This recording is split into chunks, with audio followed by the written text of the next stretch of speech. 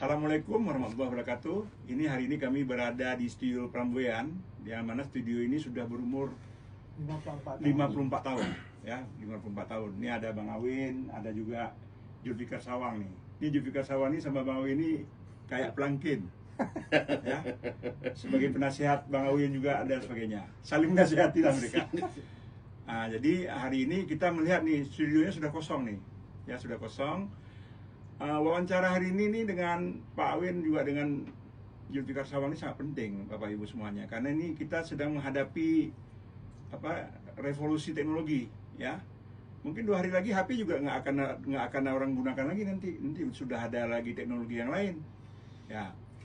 Jadi Bang, ini radio ini sejak kapan Bang sudah mulai terapkan nih, sudah mulai jalankan? Kalau saya tahun 73 di Melabuh mulanya? Enggak, Melabuh tuh Mercy Indonesia. Itu beda lagi, Daim Merdeka. Siapa? Daim Merdeka. Daim Merdeka. Kiper besar aja. Oh ya. Jadi mereka memiliki ini tahun 71, hanya 1 tahun 72 dioper sama Hari itu Abang Tuti. Oh gitu. Terus? Jalan gitu. Saya masuk di tahun 73. Oh, 73. Awalnya memang udah Pramboyan namanya? Udah Pramboyan. Pramboyan ini dari 71 penyiarnya bagus. Ya. Apalagi Daim itu bagus siaran. Ya kan? Nah, terus kenapa saya masuk di 73? Sebelumnya saya masuk di Maulin Terus. Idrus Nesiako? Maulin Terus. Maulin Terus. Maulin Terus itu di Laprit. Nah, cuman dulu kan kita kan ada apotek situ, apotek Asia dulu Muhammad Jam. Kita kampung kaki 5 dulu semua, tapi mahasiswa semua, anak-anak itu mahasiswa ngumpul. Nah, terus saya bilang, yuk kita ke Pramboyan yuk. Ngapain? Ya sana ya kita ngumpul. Nah, besok kita ke sana. Datanglah kami ke sana. Nah, setelah itu timbul pemikiran, bagaimana kita kuasai Aceh nih supaya radionya tapi bukan artinya menyudutkan orang, tidak.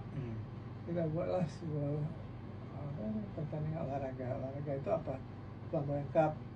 Yang pertama cup di Aceh ya Pramboyan Cup. Itu udah AM. Itu olahraga Bang itu. Itu AM sih. AM ya. Belum AM sih kalau bola FM. Bola FM. Masih AM. Nah, dari situ banyak yang berlama pengen ngalahkan Pramboyan. Ya kan? Kenapa?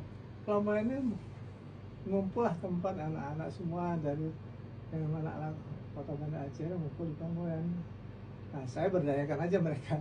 Saya lihat ini potensi, udah ya berdayakan apa? Buatlah Pramboyan Cup. Pramboyan Cup itu siapa pesertanya dari mahasiswa, Podi Raja, tahu Podi Raja? Ya. Nah, itu pemain pertama dia. Yang bola.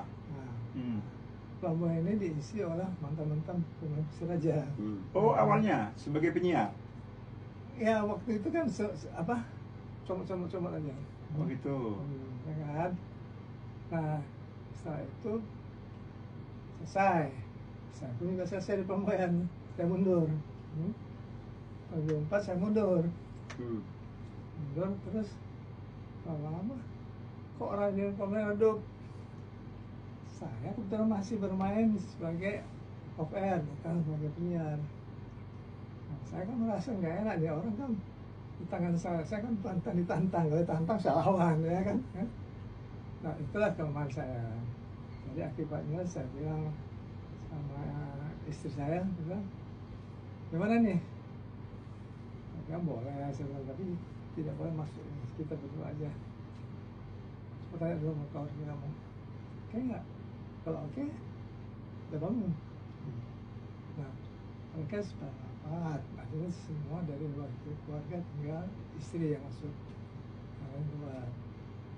Nah, saya berpikir bagaimana cara meningkatkan mutu radio ini. Sebentar. Kawan, koleh.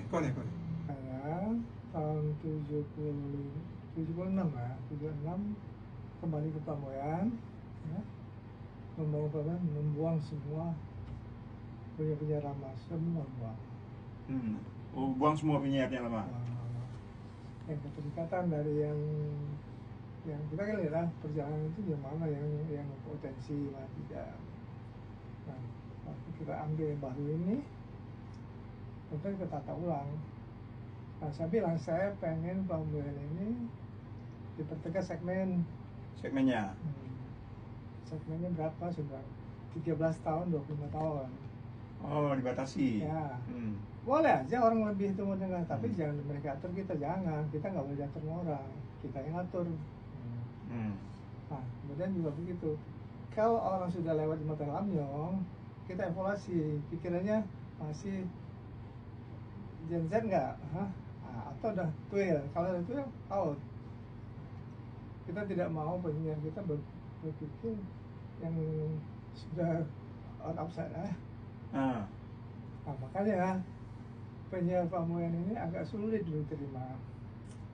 Salah satu contoh almarhum Yuntairun. Yuntairun kan saudara. Ya. Dan sebagai saudara dia penyiar di Cendelaras. Cendelaras ya benar. Di Pamuyan 2 tahun baru bisa masuk, 2 kali tes baru bisa terima. Berkas Cendelaras saya bilang nggak bisa. Dan saudara nggak ada urusan saudara. Kenapa saya bilang? Saya tidak mau di Pamuyan ini ada kayak butut rambut apa nih rambut yang rambut kucir. Kucir. Nggak mau. Kita harus jaga kredibilitas sama dunia, harus dijaga. Terus saya bilang sama anak-anak ini, radio ini adalah tempat sasaran antara untuk melompat di jauh. Kenapa? Kalau kalian mau, di sini tidak ada gaji. Kalau kalian yang bergaji, kalian nggak bisa di sini, bukan di sini tempatnya. Nah, maka di sini saya mau membimbing kalian. Kalau ada kesempatan, saya berusaha mengirim kalian keluar. Saya sangat bahagia kalau saya bisa membantu kalian sekolah di luar negeri. Nah, itu syaratnya sebenarnya. Kayak COVID. Dan di sini tidak boleh ada yang nganggur. Kalau nggak sekolah nggak boleh. Oh, nggak boleh. Kalau menganggur nggak boleh, mau nyiar nganggur nggak usah. Boleh. Misalnya contoh anaknya dulu ada seorang bapaknya terbunuh itu apa ya, asisten 1 itu bukan asisten 1 yang security itu pangkatnya naik kolonel. Satpol PP. Siapa nama? Anaknya itu tidak mau sambung sekolah kelas 2 dia pengen main di radio. Saya bilang almarhum si Andar nggak tahu. Andar pun Andar. Saya bilang begini, kamu sendiri mau main Pamuyan. Kalau kamu mau jadi penyiar Pamuyan, kamu sekolah dulu. Kalau kamu sekolah, nanti kita tes. Nah, tetapi kalau kamu tidak mau sekolah, ya jangan nggak usah ikut tes, udah out. Ya saran ini kita begini, kita berubah sesuatu untuk acara ini, nggak perlu diakui orang. Saya bilang, kalau kita mau minta diakui, kita awal pengkhianat. Jangan sekali kita minta diakui, jangan. Jadi bahkan nih radio nih, Jeronimo juga sedang menghadapi hal yang sama dengan Romboyang. Prambos juga. Prambos juga. Radio Jeronimo mungkin kalau nggak ada upaya lain kan, makanya perlenyo penyanyian upaya gerakan untuk bisa mendengar radio kembali. Kan kita bisa punya kesempatan banyak untuk mendengar radio di mobil misalnya. Di mobil, di mana-mana. Nah, cuman masalahnya kan para pengiklan kan juga harus dirangsang dia bisa beriklan di sini kan gitu dia. Itu lain laginya kecuali kita kombinasikan dia antara radio dengan podcast ya. Jadi gini, masalah iklan begini, dulu kita punya iklan 26 buah per bulan. Dari 26 buah itu kita mampu sekolahkan anak ke Amerika, bisa dulu. Nah, ini lama-lama terjadi krismon. Krismon itu awal kanjuran iklan. Iklan ini lucu ya, di mana penduduk banyak situ baru harga. Tetapi begitu krismon habis, timbul tsunami kan banyak manusia di sini. Kok nggak bergerak? Iklan tambah mundur. Nah itu sebagai timbul pertanyaan, ada apa nih? Kenapa nggak bisa berkembang? Kalau di riset pendengar radio tambah banyak tsunami itu. Kayak